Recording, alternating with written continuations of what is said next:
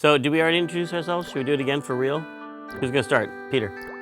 Hi, I'm Peter Chan, and I'm the lead artist.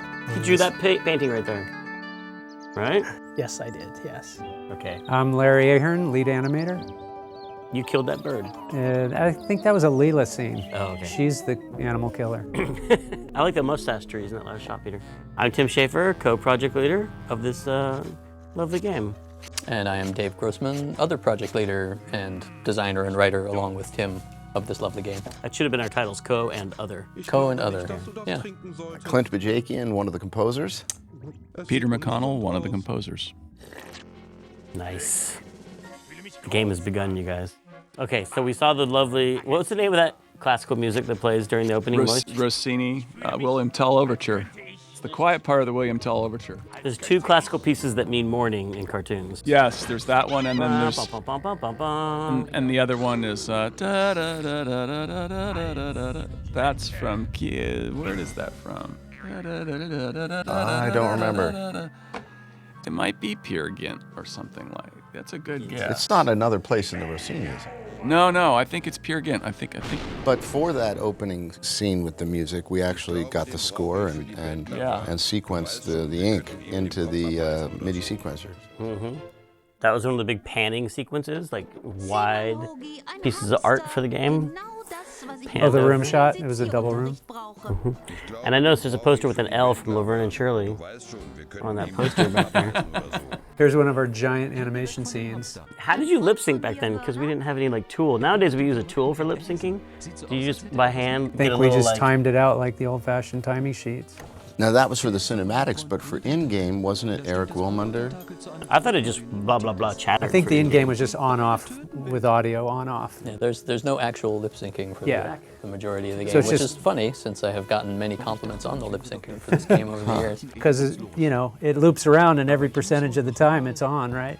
Well, because I remember Eric... Yeah, I think Eric designed some kind of an algorithm for making the lips move to the level of volume. Yeah. Right, if there Of the pauses, waveform. pauses in the audio, waveform, it stops yeah. moving the lips. Yeah. That's true.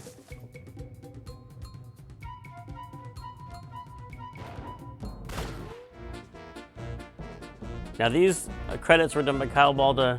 That's you were right. saying entirely on his internship? Yep. So wait, did we not pay for these credits? Or did we pay for them? You got paid, right? I think so, yeah. He took time. This is Peter, the other Peter.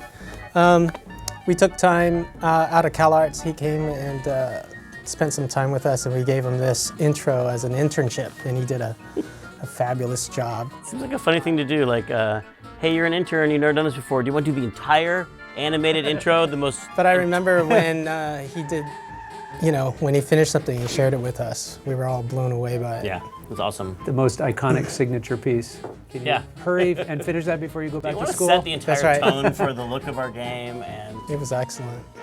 I would later learn that was the perfect piece to have Kyle work on because he was colorblind, as it turns out. I didn't know that. I saw him working on something else and he had other people picking his colors for him. Oh, interesting. There was another 3D artist we had there in B Building that was colorblind too, and it was one of those things where people were just kind of, have you noticed everything he does?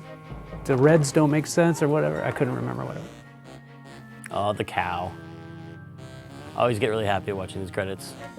I like the stretchy cow neck. That cow should have showed up again later somewhere. Yeah. Missed opportunities. What if the cow had come on their journey with them? Everything would have been so different. Well, here's the story explanation right now for why the cow doesn't come. Because he's just tired. Doesn't want to make Like the walk I've been up to the hill. mansion before. Now, this is the first fight I had with Peter McConnell. Do you remember this, Peter? Yes, I was gonna. You were gonna mention that? If you were gonna remember it. Because the opening cutscene was too long, and we always had a problem with too long opening cutscenes, and so we were like, let's split it in half and put an interactive sequence. So there's an interactive sequence that's about to start, but I seem to remember it was the wrong time of day for you, because it's nighttime outside. It started in the daytime with the mutation scene, then it became nighttime. Right. But then what happened? Then it turned into daytime at the end. That's what bothered you, because the music couldn't make that transition in your mind. Yeah, well, I think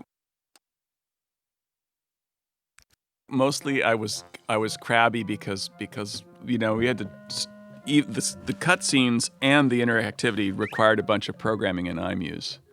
and I'd finished it one way, and then you changed it to another. And so I think I came up with some sort of artistic argument that had to do with daylight like that. But that's an important thing to learn running a project, to not change things after someone spent hours and hours making something. Well, it was also an important thing to learn not to step way out of your bailiwick and tell the guy who's writing the scene how to write the scene. Oh, there are bailiwicks all over the place in this game.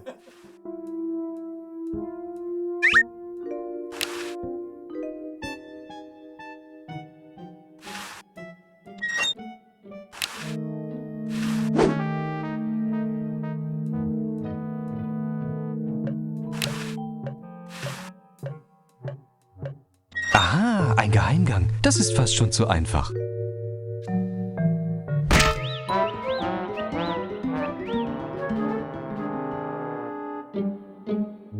Laverne, wie bist du nach oben gekommen? Ich bin oben? Ups. Hast du Tentakel gesehen? Was sind Tentakel? Oh, nur etwas, das ich in meiner Freizeit erfunden habe. Gute Tiere eigentlich. Bis einer von ihnen versuchte, die Welt zu erobern. Ich musste die beiden im Keller fesseln. Gut, dass Sie uns das gesagt haben. Ja, Bernhard wollte, dass wir sie befreien. Zum Glück seid ihr nicht so blöd. Sagtest du Bernhard? Okay, ihr seid frei. Danke, Bernhard. Ja, danke, du naiver Mensch. Jetzt bin ich frei, um die Welt zu erobern. Warte. Oh ja, jetzt erinnere ich mich. Er ist unglaublich böse, oder? Ich versuche ihm das auszureden. Ach, welchen Schaden könnte ein verrücktes, mutiertes Tentakel schon anrichten? Verdammter Mist. Dr. Fred. Was hast du diesmal wieder gemacht, du neugieriger Milchtoast? Jetzt ist Purpur Tentakel frei und kann seine Macht benutzen und die Welt erobern, um die Menschheit zu versklaven.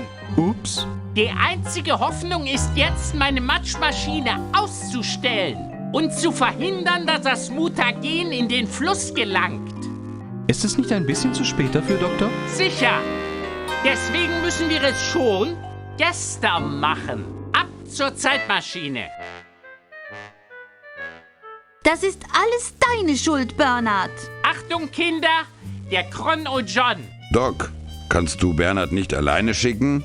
Nein, ihr müsst alle gehen, um die Chance zu erhöhen, dass wenigstens einer überlebt. Sind schon mal irgendwelche Leute hier drin verletzt worden? Natürlich nicht. Das ist das erste Mal, dass ich es mit Menschen ausprobiere.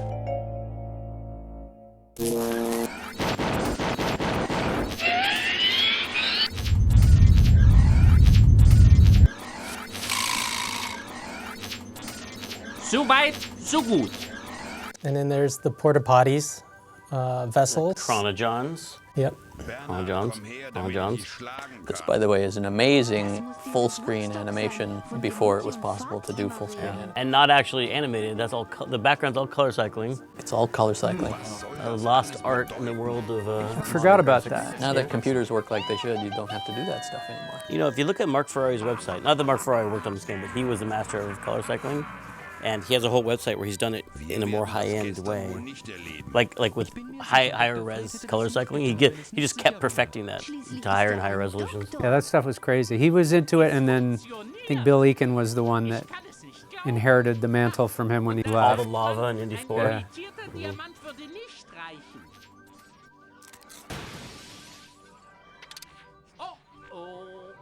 See, color cycling. Wow. Awesome. Yeah, so that was like 2-3 frame animations. And a little surf music for Hoagie. We always had a place for surf music in our games. The Bone Wagon theme. Yep. That's right.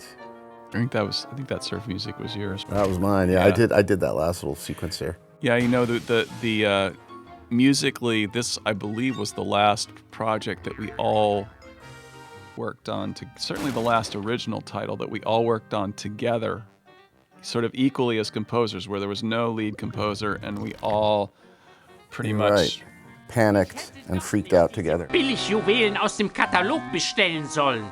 Was ist mit Hoagie und Laverne passiert? Ich wusste, ich hätte einen richtigen Diamanten kaufen sollen.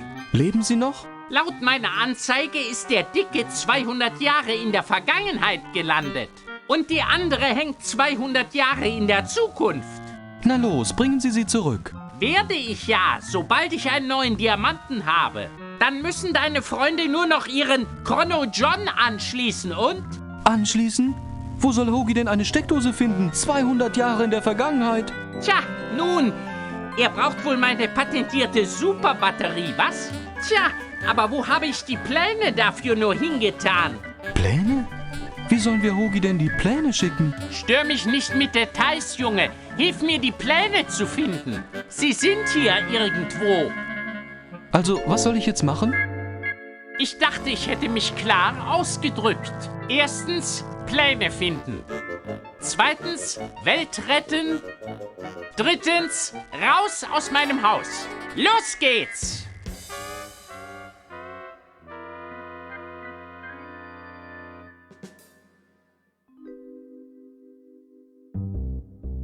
Okay, am I right, or is this is finally the game starting? Like the game, all of that was intro. Right, all that was intro. The game has now finally begun. And then as soon as you walk off screen, we freeze again for another cutscene. Ah, okay, now we're playing. So the original cutscene was like 7 minutes?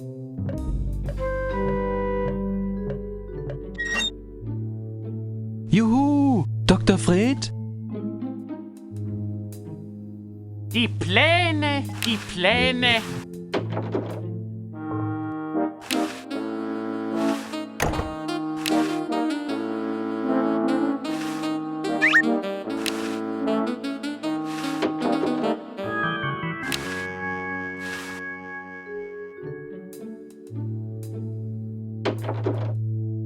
Es ist sinnlos. Niemand wird sich hier... That was really disturbing when he shot himself, and then the stick goes right through his brain, which would be fatal. Very disturbing. It's true, they would never... But then he's got a depressed sigh afterwards. So, you know, he's fine, even though he's still suicidal.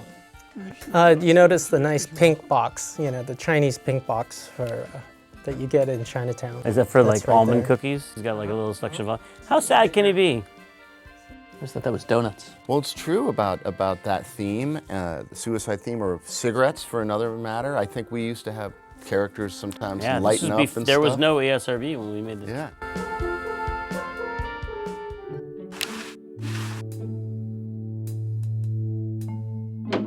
Grün! Bernhard! Was machst du hier oben? Tja, ich konnte Purpur nicht stoppen und er ist losgezogen, die Welt zu erobern. Ich habe Angst vor dem, was er mit mir macht, wenn er mich findet. Beantwortet das deine Frage? Ja, hey! Was gibt's, Bernhard? Du hast Dr. Freds Pläne für die Superbatterie nicht gesehen, oder? Nein, nur diese Pläne zur Weltübernahme von Purpur. Die Pläne von Fred sind wahrscheinlich in seinem Labor oder Büro. Was glaubst du, was Purpur jetzt macht? Nun, er will die Welt übernehmen. Also denke ich mal, er wird etwas Gemeines anstellen. Macht er Genexperimente mit kleinen Schmusetieren? Ich will es nicht beschwören, aber ich dachte da mehr an etwas Politisches. Bis später. Ja, viel Glück beim Weltretten, B-Man.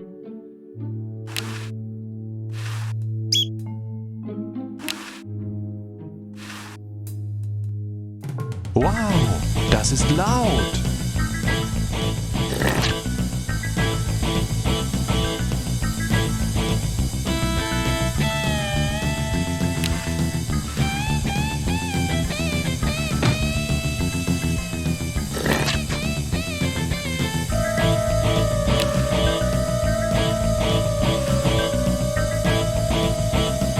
Hui.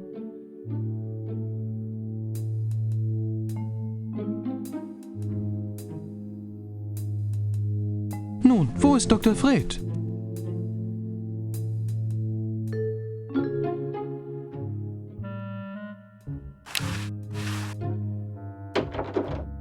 Hey, bist du nicht der Verrückte? I remember when I was trying to figure out and come up with the style, you know, it was back in those days we didn't really have Google internet search stuff. So, you know, all we had were 2 books that I studied from, and that was a Bugs Bunny book compilation kind of thing, and Chuck-a-Muck, which was Chuck Jones's bio book. And I remember to do research, we had to use VHS tapes. And we watched all those classic Saturday morning cartoon stuff, and we would pause and look at, or for me, I was studying, looking at these old cartoons, and except when you pause on a VHS, you always get the line. Tracking. Oh, it was awful. Yeah. But that was how I was studying and trying to come up with, shapes and just study layout. And then, it worked out. Also hast du die Militärsache auch aufgegeben? Es geht mir jetzt besser. Ich habe diese schlechten Gedanken nicht mehr. Ich sammle jetzt Briefmarken. Hoffentlich habe ich dich nicht zu sehr aufgeregt. Tschüss. Friede sei mit dir.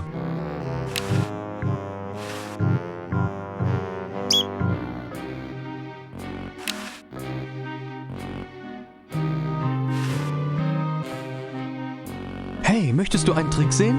Sicher. Toll, oder? Meine Pony Express Briefmarken. Du hast meine Pony Express Marken ruiniert und 5 Jahre Therapie. Raus aus meinem Zimmer.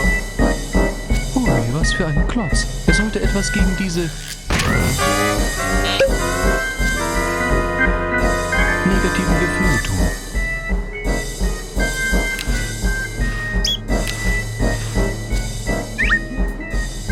Raus hier.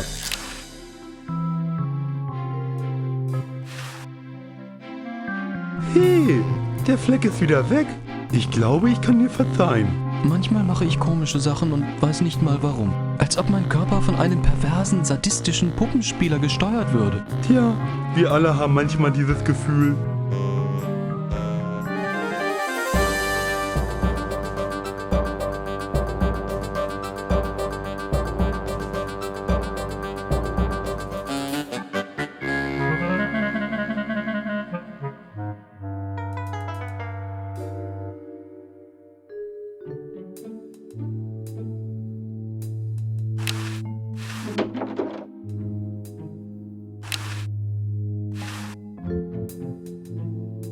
Das ist schon auch.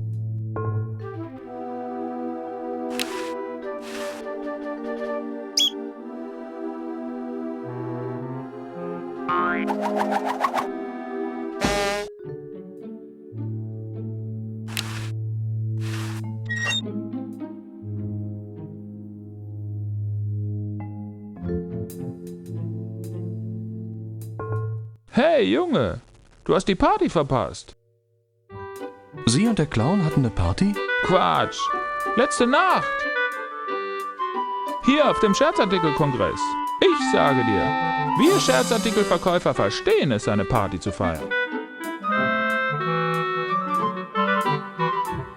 Wissen Sie schon, dass Sie aussehen wie Don Pedro? Das ist komisch. Meine Frau sagt, ich sehe aus wie Charlie Chaplin. Möchtest du eine Zigarre? Klar, geben Sie mir eins von diesen Havanna-Babys.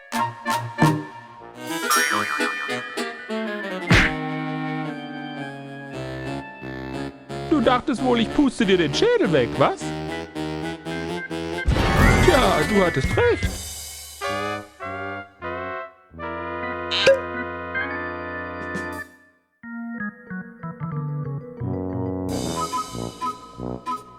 Du solltest nicht rauchen. Ist eine schlechte Angewohnheit.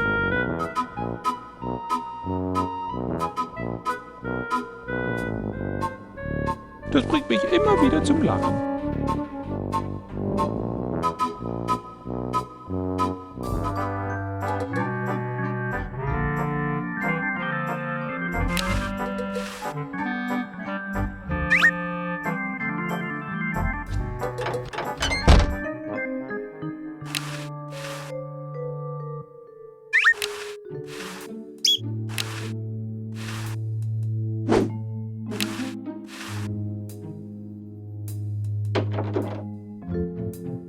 So Peter, one of the characteristics of this art is the exaggeration and the curved lines, like the door is curved. Totally. And when things are really exaggerated and cartoony, and they're curved as opposed to normally you would see them straight lines and things. Where did you get that? Do you remember how you developed that? Because that's one of the signatures, I think, of.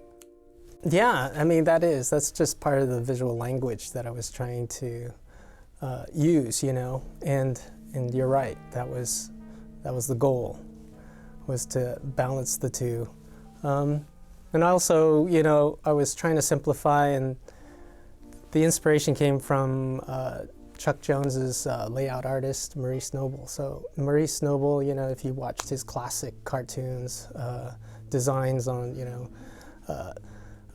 Duck Dodgers and What's Opera Doc, you know, you can kind of see that he totally exaggerated and made those beautiful graphic shapes. So that's what I was trying to do, is incorporate some of that into this game. It makes the environments seem bigger maybe than they would otherwise. They kind of stretch like there's kind of a it fisheye stretches effect. up, fisheye effect almost up towards the ceiling, and it just seems more expansive, draws you in. Oh, good.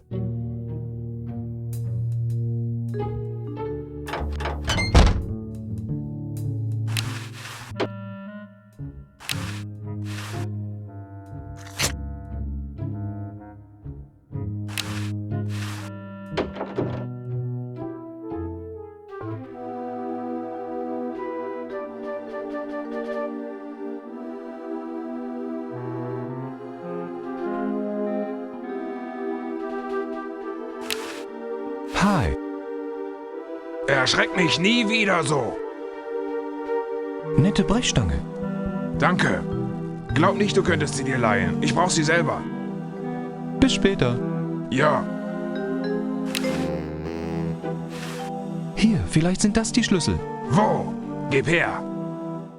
Danke, Freund. Behalt die Brechstange. Danke, maskierter Mann. Wer trägt denn auch schon so viele Schlüssel mit sich rum?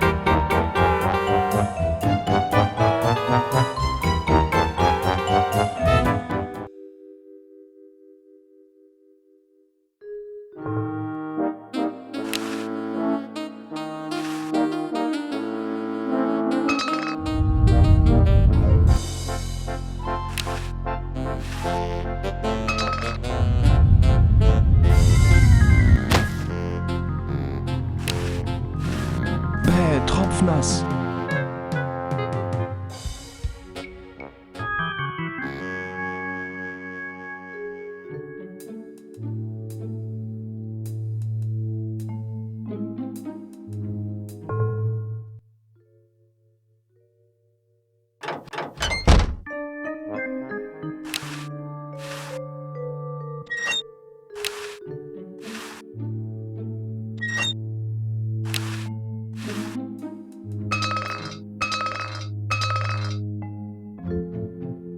Wow!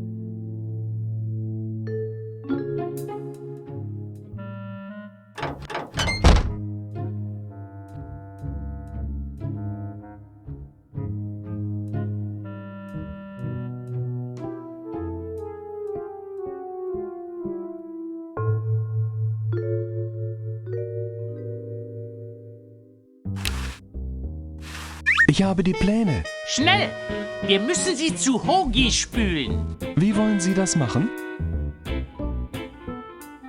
Meine genialen Superbatteriepläne, bitte. Sie haben sie wirklich weggespült. Ja! Durch die Toilette. Nein! Durch die Zeit. Mit Hilfe der Zeitfluss-Strudelkammer, die ich in jedes Cron O'John eingebaut habe, kann man kleine, unbewegliche Objekte durch die Zeit schicken.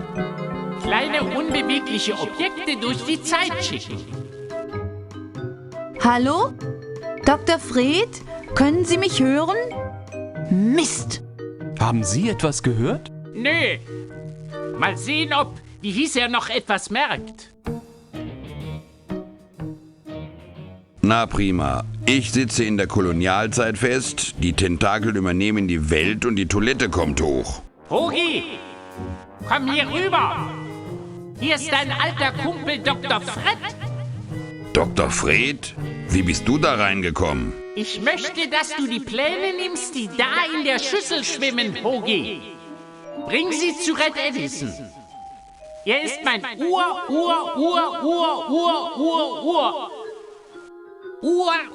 Urgroßvater. Er wird wissen, was zu tun ist. Du brauchst die Pläne für eine Superbatterie, um deine Zeitschüssel daran anzuschließen. Wenn du meinst, Bernhard. Guter Junge. Hat er Erfahrung mit Elektronik? Tja, ich sah mal, wie 3000 Volt direkt durch seinen Kopf ging, ohne dass er mit der Wimper zuckte. Wurde er da nicht bewusstlos? Nun, er war schon bewusstlos, als das passierte. Zeit für mich, die Welt zu retten.